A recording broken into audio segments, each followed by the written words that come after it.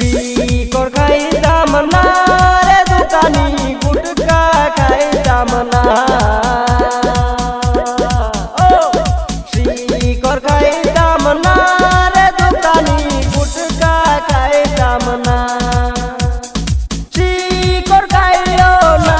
রে বন্ধু তোমরা গুটকা খাইও না দোকানি সব পাগল হইয়াছে সানসে কইরা শিকড় বেচা ধনী হইতাছে ও দোকানি সব পাগল হইয়াছে